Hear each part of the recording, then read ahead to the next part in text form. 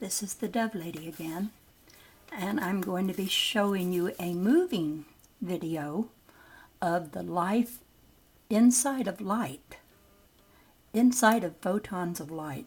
There is so much going on. Now, mostly I have shown still pictures, and I'm going through a few right here. But I'm going to exit this area real soon after showing you just a few of these real close up, because I have made a movie of them in movement, and I want to show that to you. But there is so much going on inside of light, and there's so much color, so much activity. And now we'll exit that now and go to my movie. I have to go find it now. Okay, what I have to do, because my movie player doesn't work so well, it stops and starts. I have to go ahead and send it to YouTube, because YouTube plays things really well. Now let me get centered on this. I don't have audio with it because I didn't talk while I was taking this picture. But I want you to see that inside of light there's activity going on.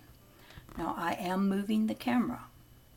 I'm moving it because I'm trying to show more of what's out there by moving my camera and the object I'm getting a shine off of, which you will see what that is shortly.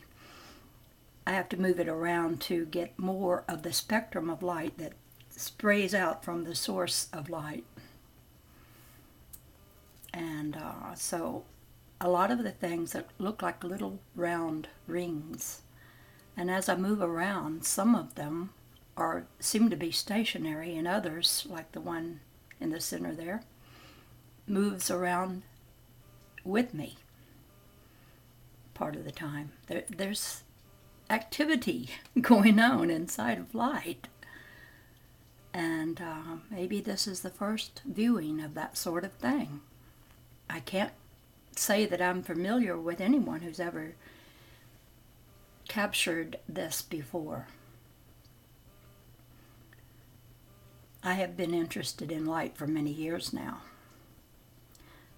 but not in a scientific way where that I've studied what people teach about light. I just love light, and I read books about light, like metaphysical books. And I know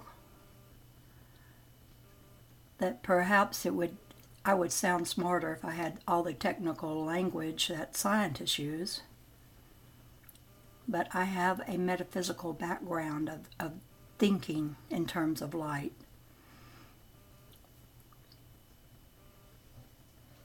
I read on my channel several books about light, like The Secret of Light by Walter Russell.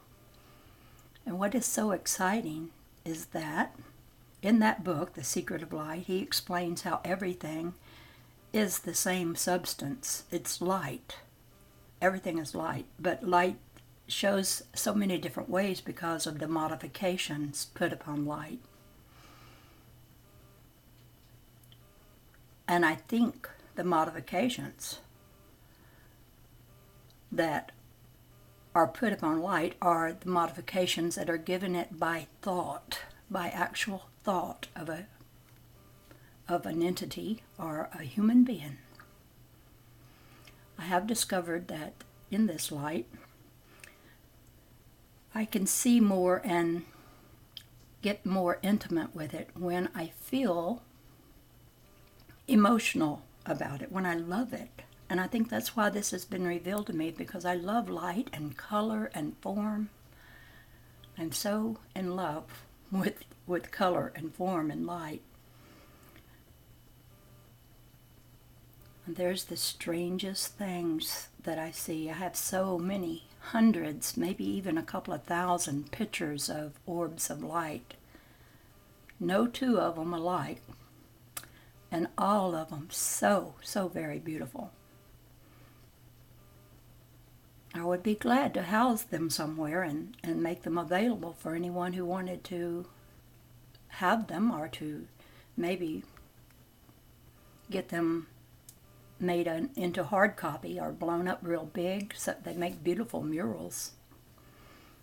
They really, really do. I'm going to get some blown up here maybe next month of some of the more beautiful ones I have. But they're all interesting. There's life all around us. It's in the light. And I will show you what I was filming, but in the film you're seeing here, you're going to see it anyway because I zoom out and in. But this is what captured the light, this little piece of glass. Because in the shiny spots, that's where we have failed to be noticing anything but the shine. And the shine is actually a concentration of photons of light. And those photons of light are entangled with one another. And when I filmed them with my little Sony camera, just a little Sony digital camera, well, then I can capture them because I think the light is maneuvering around inside of the shiny part of the glass object. Because with a simple round marble that's glass, I always get pretty much a round orb. But when you use shapes of glass where the glass is in different forms, the form the glass is in makes a difference in the orb that you're going to look at. It's almost like, well, it takes its clue of how to use the light and maneuver the light through the intricacies of the glass.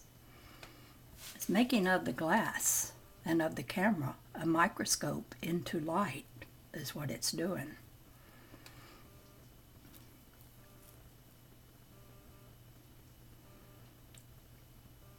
These little bubbles, I see them quite a lot. They seem to just travel about with me when I move the camera from orb to orb.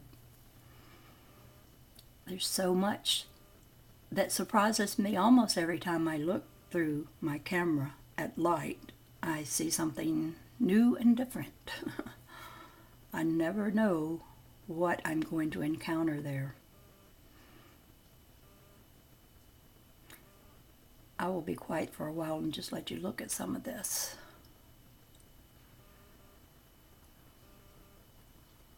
If this is a dark spot, I encounter that quite a lot in light. There's rays of darkness.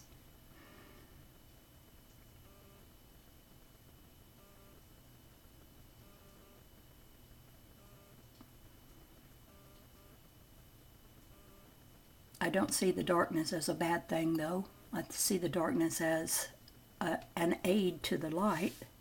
And the darkness probably itself is light. It brings clarity to what is in the light, because without the darkness to extenuate, to outline things that are in these orbs, you wouldn't see them.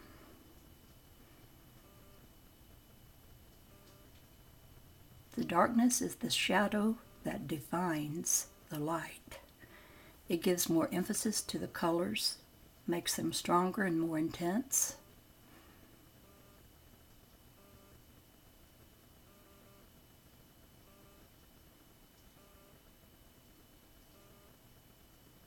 I just made a video, I forget what I entitled it, something about Harry, because I have a light creature friend. I call him Harry, and I feature him in another video, the one just before this one.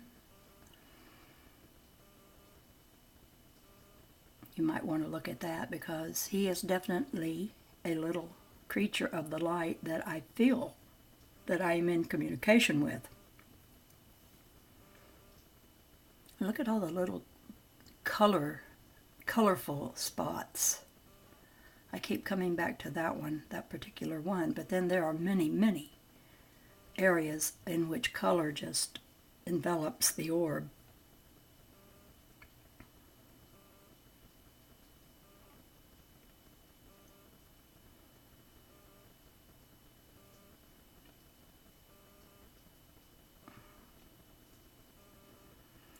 probably is a name for this, but I hesitate to give it a name. Okay, now I'm going out to show you that I am filming this thing. And then I go back in.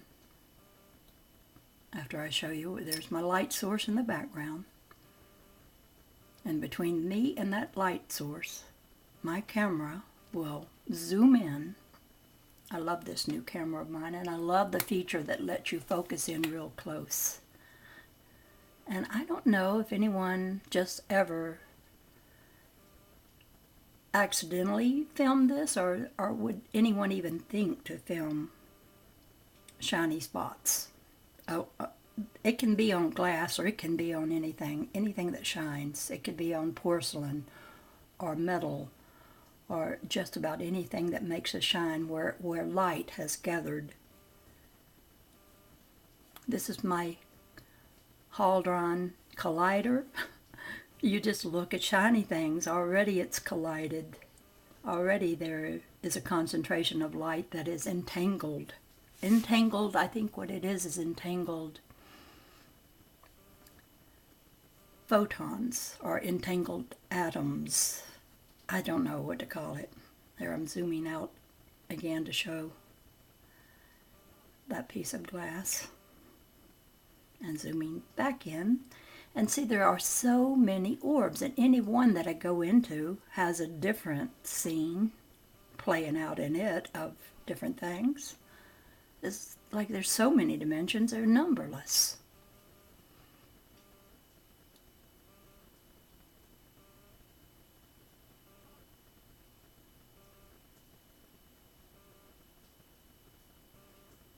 Sometimes I wonder whenever I'm going to get the attention of the scientific community. If anyone knows how you go about getting their attention, let me know. Or you send this video to them and say, well, what is this? What would you say this is?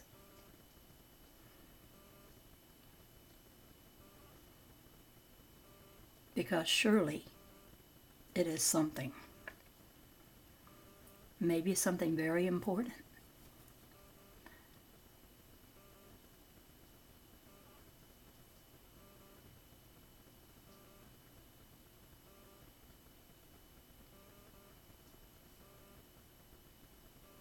I think that the wave of the future will be to communicate with light, not to try to take the atom and coerce it into doing anything, but to simply talk to it and recognize it as a consciousness that has life. There are little worlds here with all kinds of creatures in them. Color is in them, and I think color is an entity in and of itself.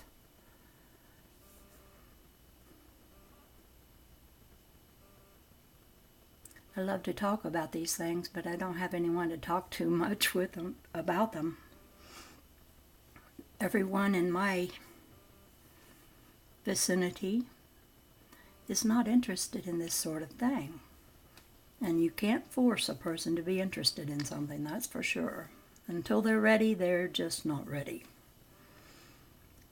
But if anyone out there who's studying light would like to communicate with me, well, my email address is dianagracebutler@gmail.com, and that's Diana spelled D-I-A-N-A, and Grace, G-R-A-C-E, and B-U-T-L-E-R @gmail.com. And you can contact me and ask me how I get these pictures. I think I pretty much explained it, though. Anyone, I think, could do this, could film light in this manner. But on that, I'm not real sure, because I haven't had any takers.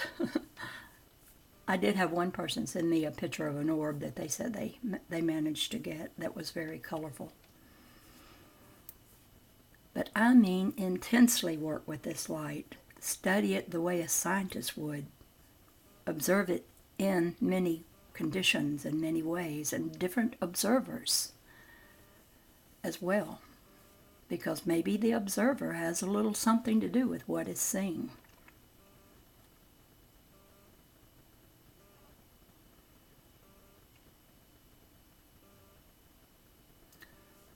always was bad at science in high school. I did not like it at all. But it didn't mean I did not have inquiry. I just couldn't understand science. And over the years, I've noticed that scientific research is always changing when new things are found out. So there's no absolutes about much of what they have to teach. If it can change, and change it does. And I have noticed from looking at different videos and listening to different speakers. I really love listening to, what's his name? Can't think of his name right now. Rupert Sheldrake, that's one. I love listening to him. I wish he would view this video and give me his opinion on it.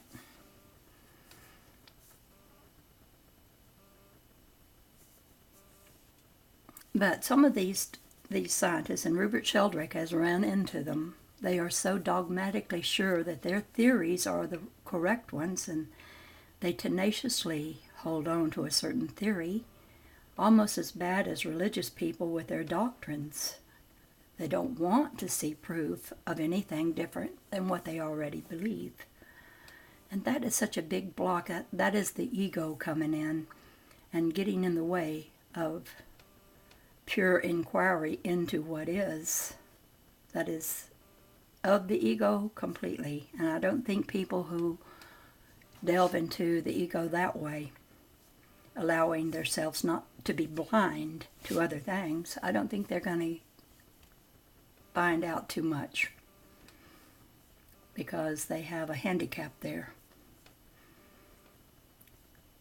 And here I am, someone that's never really studied science in depth, and I have discovered something quite by accident, and quite by having fun. My way of looking into spirit is to be almost like a child, like a child that wants to have fun. If it can't be fun, sometimes I can't be interested in it. But to me, this is fun. And I discover these things almost accidentally. But I will tell you, in the beginning, I didn't look through the camera at light. I was looking at the sun late in the evening and squinting my eyes so that just a little tiny photon of light would enter my eye. And I could see an orb that was sort of like a satellite dish. It would just bubble up. Uh-oh, that's over. Well, anyway, I think I'll go to my other video that I was telling you about. I just made the other day, called Unusual Light Orb Photon Activity. I'll make this real big, but I won't turn on the voice. I'll just talk about it as we look at it together. Now, where was I? Oh, when I first saw the orb-like movement of light. Well, I kept looking at the sun with a little tiny bit of it coming into my eye and seeing it blossom up into like a satellite dish. And I started seeing little string-like movements, portions of string-like movements of many portions of entangled strings that were all like wadded up. Right there I'm showing, well, you can listen to that video, but I'm showing that the way the light radiates around, it sends light out sort of like a peacock's feather in the direction going all around the circle. And so these first, I must be crazy here, putting my hand in there so much. But the thing is, when light comes out of the light source, it makes these almost teardrop-shaped orbs. But an orb can take any shape. They're not always round, and they're not always a teardrop. But they are color-coded. They come out of the light with all this color in them. Well, one day I was filming these color-coded things coming from the light source, and I started getting this ring. I got the ring only on that one day. I haven't gotten it since. I've tried, but it seems like it came in on one particular day. So maybe what I'm seeing in the light is peculiar to that particular time. That what the sun is doing, the rays of light that the sun is sending out, they penetrate through everything, and they have something different in them now.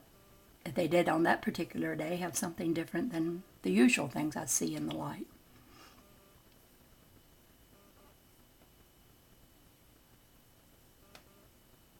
So that day I got these little rings of light. I do realize I put my hand in the picture way too often. There's the little corded orbs of color-coded strings.